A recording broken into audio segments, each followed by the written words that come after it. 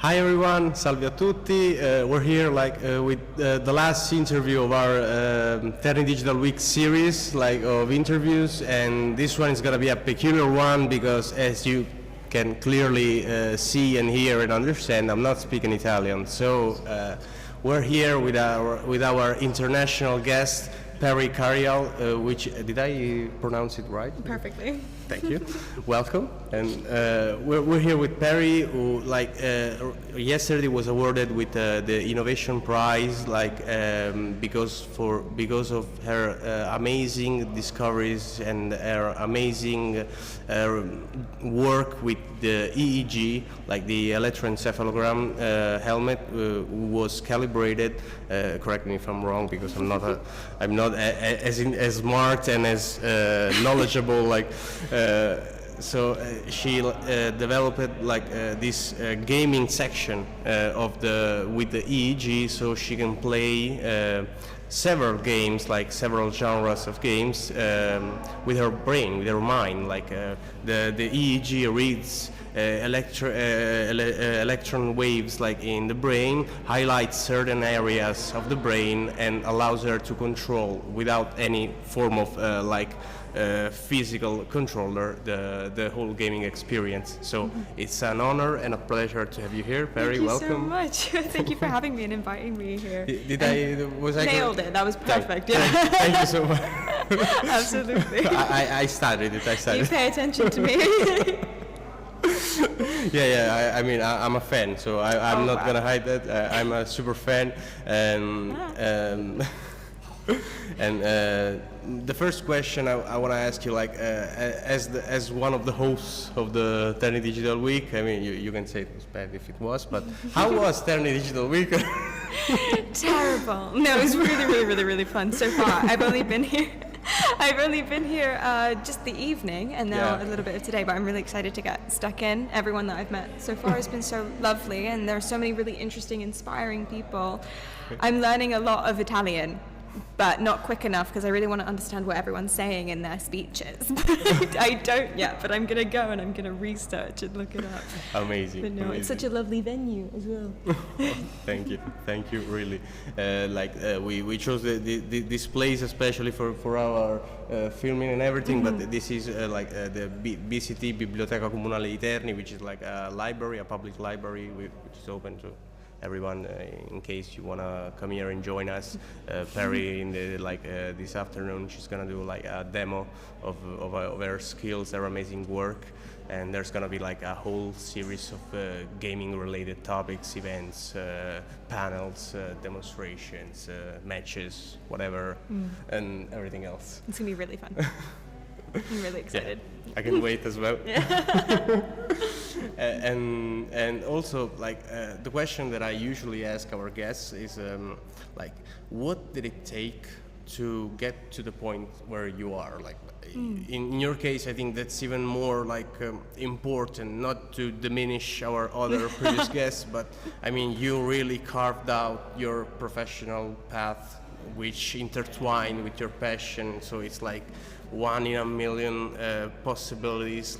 You made something that you achieved something that very few people do. So how did you do it? How did PERRI came to light? Let's say. I think. Well, you kind of hit the nail on the head when you said passion. It's kind of all it was, really. I liked psychology and neuroscience. I studied it, and I like gaming, and then I accidentally discovered that you could actually just get accidentally? Yeah, accidentally. I was just I knew about EEG and stuff already because of my course, but I didn't know that you could get these portable, user-friendly USB-C charging ones.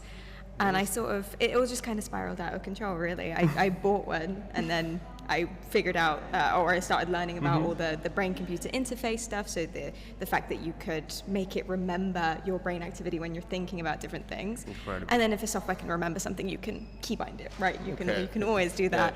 Yeah. It kind of just spiraled out of control, and I got completely obsessed with it, passion, and 2 years, and now I have a game controller, yay. And then lovely people like you seem to be interested in me, so that's very nice. We are fan base, even more than that, because to me, the first time, I gotta admit, I'm not that skilled and that, like I said, I don't have that much knowledge in your field, but to me, first time it was like magic. I was like, okay, like she has magic powers. She has like psychic powers. How you know what? That's how it feels now, even. But like, especially when I first started and got it working for the first time, that's exactly how it felt. I can imagine. I mean, it was like, oh, I'm doing it. Yeah, it's because I tried it and I spent so long working on it, but I didn't expect it to work. Really? No, because I was like, oh, I'll give this a go, whatever. Okay, I'll try and like push. I imagine pushing this cube away from me and see if it actually recognized it. And then it did. And then I put it into Minecraft and I did it. And Steve mined a block and I was like, no way. I did it over and over and over again for an entire evening because I just couldn't believe it. Yeah, I can imagine. Like even like the tedious stuff in the video game related, like in Minecraft, when you have to harvest the material and stuff, like people get kind of bored. But I can imagine like doing that telepathically. Like I want to do it like for 4 hours straight. Like I can imagine. It does not get boring. it couldn't possibly. I think. Like, or maybe we're just weird. Could be, but I don't think so. I mean, because I mean, it's too magical. Like I watched even in a few of your Twitch live. As you know, Perri is like a streamer, YouTuber. She's like all around social media, or streaming social media. So give her a follow, of course, if you don't already. Because if you don't, like, what are you doing? Like, go now and then come back and watch the interview and everything, because this is the background, like the back scene. So not about the like after that topic aside, like, so you first started like it works. You saw it works, like, and then what was like the next step? You started with Minecraft, you told me. Yeah, I think, I thought that the reason I started with Minecraft is because it's just the go-to game for everyone. It's a sandbox platform. But now that I think about it, and I actually only just figured this out last night, the visualizations that the software gives you are cubes. And I think something happened in my brain where I was like, cubes, Minecraft, and that's quite embarrassing. I only realized that in my hotel room last night. I was like, oh, I'm actually not as inventive as I thought. Cubes, so easily influenced. Well, I mean, Minecraft is cube based, but you know all that words behind, so it's like different cubes.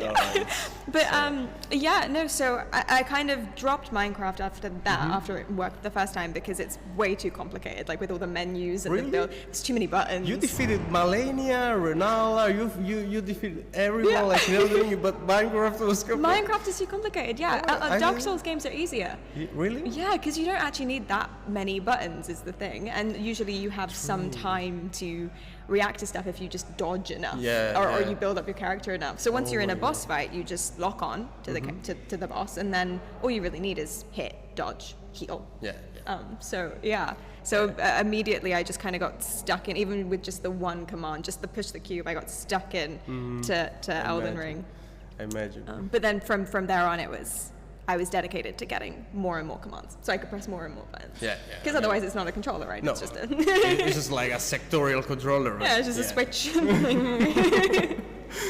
we're like diminishing the thing, like as if it's an easy thing, like it's just a switch. But it's still like I ask you, like I invite you to check on the slides, like the tech work that's behind what Perri does. Like she plays the video game, but if you see like on the corners of the streaming, and also like in certain section, she highlights the various sections that the brain naturally does, like the brain naturally highlights. So I would like you to also appreciate like the tech that's behind that, because the first time that I was like looking at the wavelengths and like highlight zones, I was like, okay, this is Arabic to me. I don't understand it, but I can see that it's like complicated. Like, so I was like even more amazed.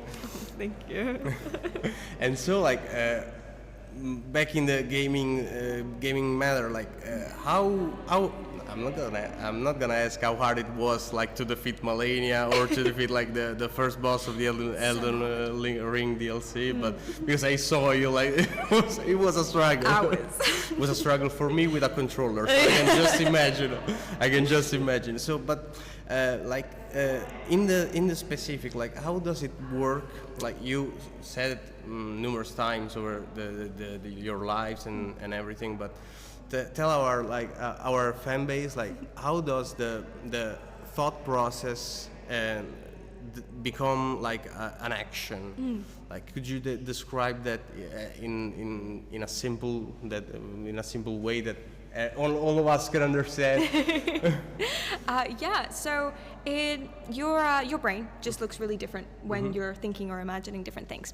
So when I'm talking to you, for example, there's different frequencies of electrical activity in different places and all of that stuff. And so what the EEG does is it literally just reads that. So holistically, the whole pattern of the brain, it just looks at that and takes a snapshot, really.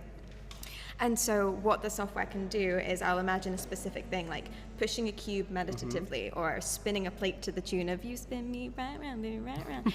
And it'll literally just over 10 seconds at a time record that and just say, okay, this is what your brain looks like when you're imagining that.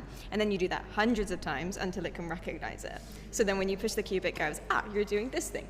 Amazing. And then with that, you just send a little signal to a virtual Xbox controller, and it goes, okay, when the software recognizes it, press this button.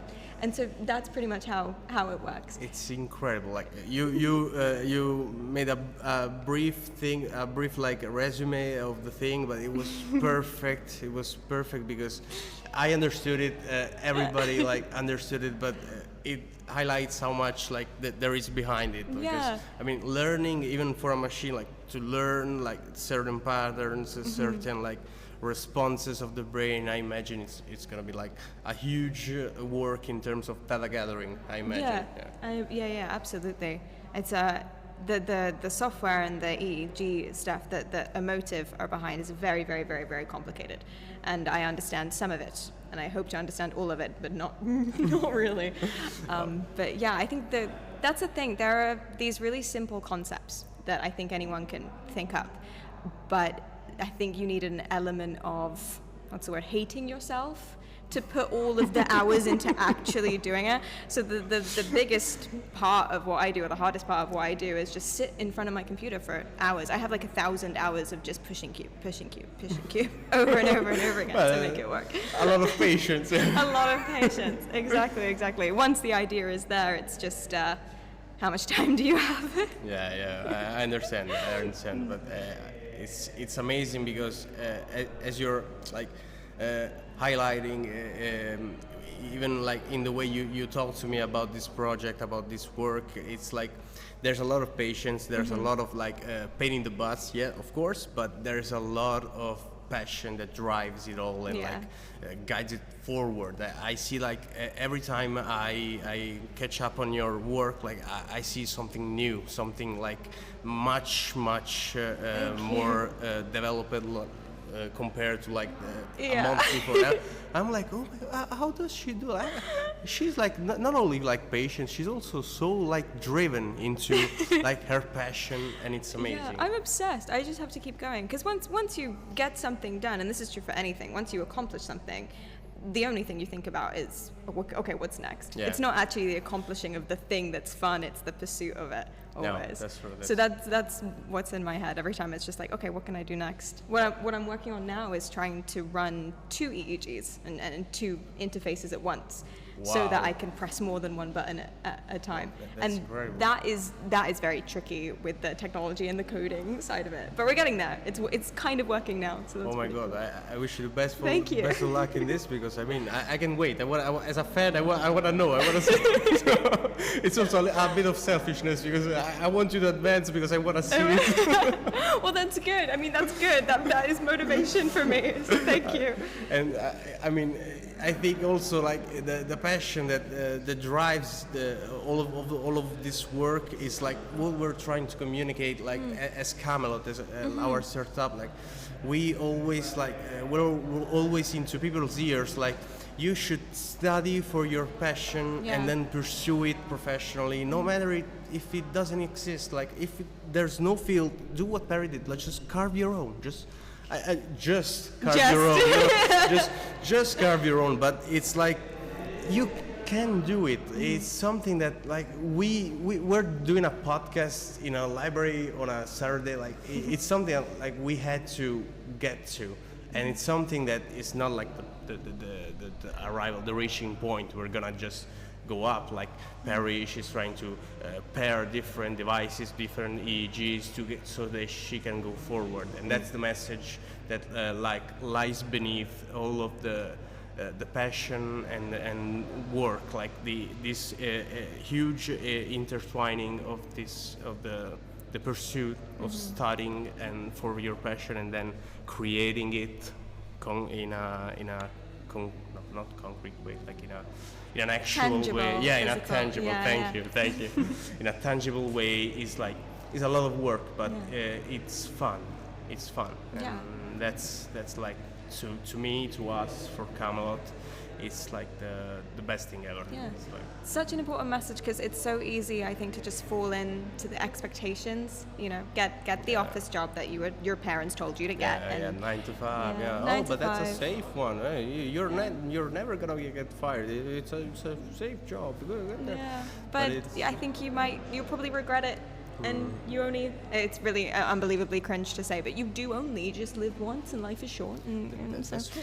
Yeah. I mean, if you're lucky enough to be able to do that, Right, we're very, what's the word, optimistic about situations. I mean, it's also a matter of context and everything, but of course. it's something that enough passion, I think, can get you to, or at least like it can get you close enough to get noticed, like, and people will see that spark behind your eyes and just go, okay, I will help you, like I will guide you, I will help you. And that's like what we're trying to do also as a startup, as a society, like network and connections that will guide you to the better version of yourself, hopefully for like to mirror it onto the society we all live in, for a better future.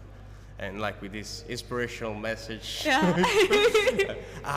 have from the recording cabin, like they asked me if you could like say that Italian version of "Let 'em cook." Gosh, what was it like? You have to tell me again. It's lasciami cucinare. Lasciatemi cucinare. What was that second bit? Lasciatemi cucinare.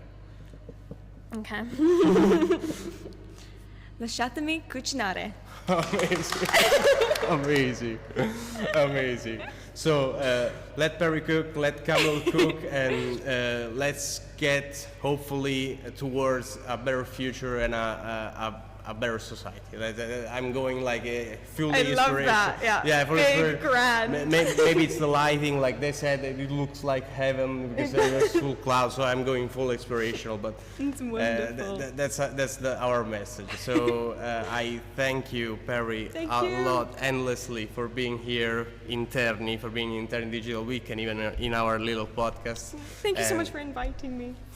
It's been an honor. Yeah. So I can't wait to see what the future, our future, and your future is gonna present us.